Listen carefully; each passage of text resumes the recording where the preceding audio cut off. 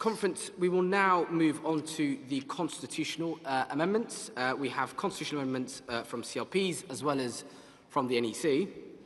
To move the NEC constitutional amendments, I'm going to invite Maggie Ferncombe to the stage.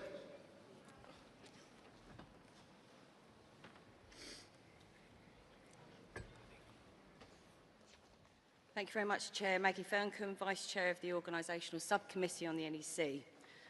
Conference today, we're debating a range of rule changes proposed by both the NEC and CLPs. In line with precedent at previous conferences and in order to assist with a smooth process of balloting, the NEC has agreed to group together packages of rule changes into groups.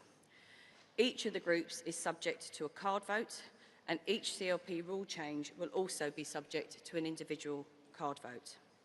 The NEC recommends that Conference votes for the following NEC rule changes. Card vote 1 on administrative and language updates. This package updates the language of the rulebook and includes more clarity around membership subscriptions and candidate contracts, as well as tidying up some language made redundant due to rule changes passed at previous conferences. The language changes also reflect the changing nature of local and regional government to better include our fantastic directly elected mayors in our local government structures. Card vote 2 is on safeguarding.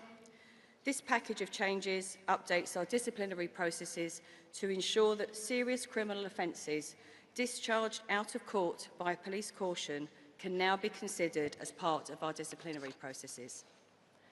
It also introduces safeguards for members under the age of 18 by ensuring that they can continue to play a full role in their local parties, but restricting those roles with statutory legal responsibilities or where their personal details could be made available to hundreds of members. Card vote 3 is CLP updates. These amendments update our rules for CLPs to reflect the incredible success of the 24 general election, to make it easier for MPs to report back to their members on their work as an MP. It also makes changes that reflect the practices in lots of CLPs who alternate between EC meetings and members' meetings each month, and brings the rule on rescinding resolutions in line with these changes. Card vote 4 is on regional governance and representation. Card vote 4 proposes a number of changes, including ensuring that our elected local government colleagues can play a full part in our regional conferences by attending with speaking rights, and returns the election of the regional executive officers to being elected by their REC colleagues.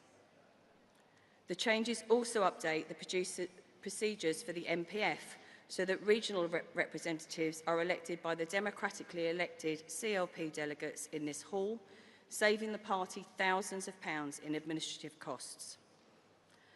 Finally, these changes give greater flexibility to our regional, Welsh and Scottish offices to establish young Labour branches across our regions and nations. And the last group of NEC rule amendments is Labour in local government, card vote 5.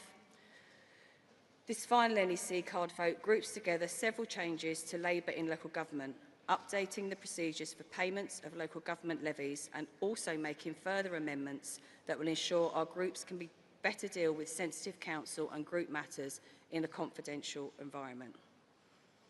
Conference, I'll now just go on to speak on the CLP card votes, and the NEC is recommending that you vote against the following amendments. Card vote 6 from Bracknell CLP. This amendment would stop elected representatives on regional and national bodies and all Labour Party staff from standing for public office. Every year, many elected representatives and staff stand for local councils, often in areas where it's really hard for Labour to win, but we want to ensure as many voters as possible have the chance to support a Labour candidate. Our NEC and regional executive committees also have specific places allocated to parliamentary and local government representatives, and this change would block them from continuing these roles while seeking reselection as councillors, breaking that vital link between our elected reps and our party structures. And finally, it would undermine the freedom of our trade unions and affiliates to choose the officials they wish to appoint to our NEC and other bodies, something we believe they should be able to continue to do so in line with their own processes. Card vote 7 is Lewis CLP.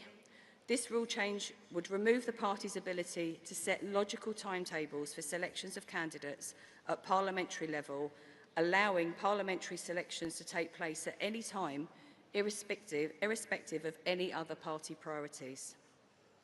This change would place significant burden on our hard-working party staff who are often working on by-elections, crucial local elections and events such as this conference, forcing priorities have to be amended.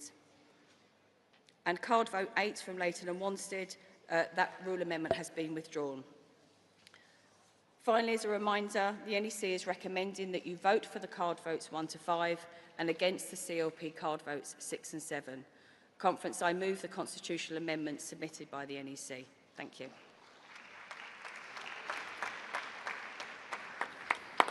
Thank you.